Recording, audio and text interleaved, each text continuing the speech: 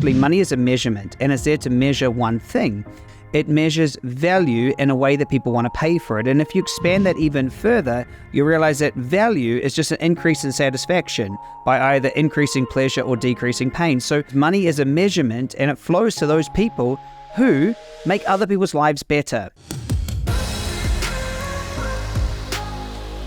On this episode, I want to discuss how to manifest millions and the true structure of money. We'll discuss what a self-made millionaire is, what is money, how to create it, and the epiphany that led me to finally break free, make 7 figures, and then move forward to 8 figures. See, if you're like me, you grew up in an employee household. You found that many people around you, they traded their time for money.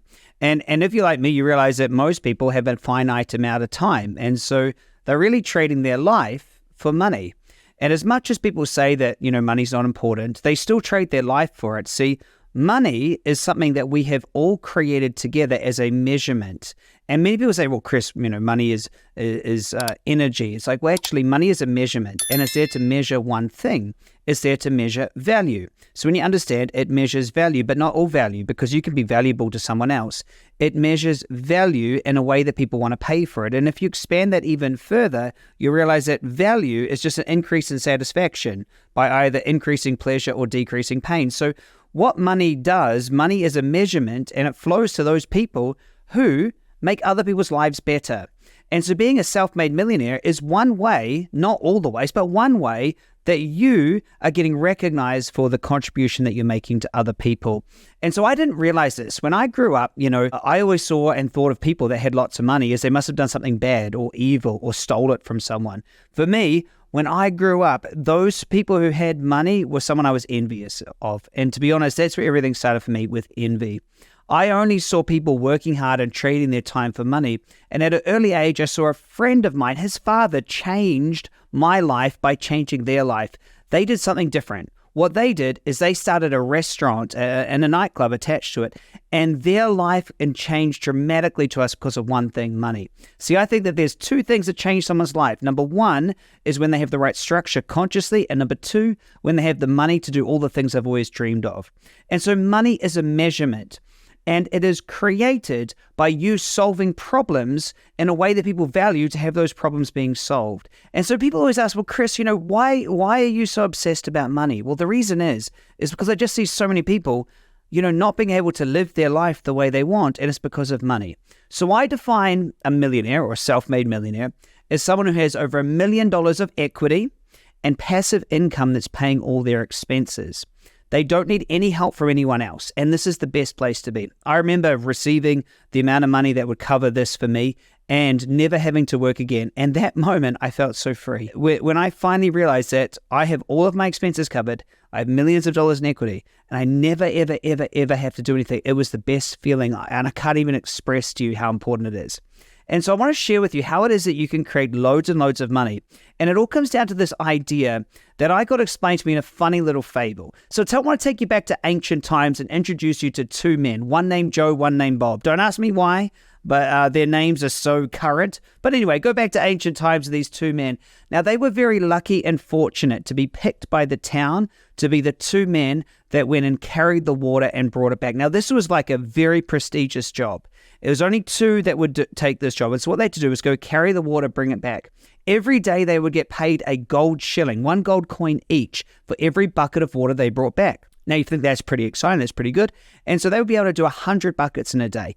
And these guys were heroes. They were rich, They were bringing the water, the supplies, the one thing that every single person in the town needed. And they'd get paid $100 every day. And this was good. But after a few months got by, they started getting tired. And Bob started complaining to Joe. He started saying, I've got these calluses on my hand, my back hurts. I don't know if I want to do this for the rest of my life. Joe just said, look, we're getting paid well. We're doing a good thing. Just keep your head down and keep going. But Bob, it wasn't enough for him. And so, he kept on doing it, but he kept on thinking. He kept on doing, but he kept on thinking. And he realized there had to be a better way. So he started taking some time out of his day to think. And so instead of getting 100 buckets, he's now getting maybe 70 or 80 buckets every day.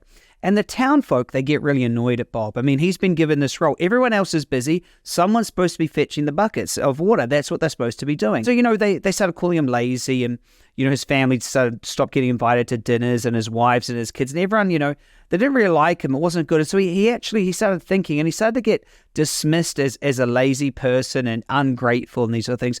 And you know what Bob did? He started taking more time off and thinking even more. And as he started thinking, he got an idea. And this idea, he picked up a shovel one day and he started digging, and he took even more time off. Now he's down to like 20 or 30%. It is actually threatening the sustainability of the whole village. Like, people are picketing for him to get thrown off the job and for someone else to replace him, right? And everyone cannot believe how selfish he is. But he keeps on digging. He ignores all the naysayers. Months go by, maybe even a year has gone by the time he finally, his last shovel, and digs the last hole. And with that last shovel of dirt, what Bob did was finish his pipeline. And on that day, 1,000 buckets of water flowed into the city. And he got paid 1,000 gold coins. Joe was without a job, so Bob employed Joe to look after the pipeline and to take care of it so that he could move on to his next thing. And I remember being told this fable, and it really struck me, because what I realized is how much I was just continually just trading my time for money. See, the story continues that what Bob done is he then continued to go to other cities and teach other cities and towns how to do the exact same thing. And I think that's really, really fun, really exciting to understand is he started teaching others, and then he might have created a workshop or a course to then show other people how to do it. And he lived off the royalties. He didn't have to do anything. And so I want you to get this. And if you're listening and you're excited about this podcast, this is such an important thing. You only have to get rich once, right? You only have to have one good idea. And for me, that good idea was creating a digital marketing school. I created the school, I built it up, and I sold it. It was a fantastic idea. I then transitioned into the super conscious coaching. I'm now known as the super conscious entrepreneur. But you only need one good idea. And so you must create a pipeline. You must create systems that bring the buckets in for you while you don't have to work. And so if you grew up in an employee household, you only think that the way to make money is by trading your time. And in fact, you never were trading your time. Your time was just the vehicle that you used to receive the money. And so I want you to really get this, is that money is not an energy, it's a measurement. It measures something, and it doesn't measure time, it measures value. So you must find ways to add value. What is value? Value is in the eye of the beholder. Value is either an increase in satisfaction or a decrease in pain. I define a millionaire as someone who has $1 million worth of equity, and they can live off the passive income that this equity produces. And so here's the secret to having loads of it. The big secret is find somebody, a group of people out there that have a problem that needs to be solved. Ask them how they want it solved and create a solution to that. The only way that you're going to make the money that you desire is by solving problems in relationship to that. So if you want to have $10 million come to you, you need to solve $10 million worth of problems out there in the world. There is no way you're going to be able to do that if you trade time for money. And so this is very important to get in the right structure, which is one thing that I shared in detail in my book, You're Not Broken. So look, on the next session, I'm going to share with you the one thing that changed everything, which is a secret a billionaire taught me. I can remember there's Chris before 2016 and after 2016. Like, it's such a big shift. And I remember what it was like before I had this wisdom. So if you're excited about becoming a self-made millionaire, you're loving this podcast, then jump onto the next one where I'll share with you the secret that a billionaire taught me that changed everything.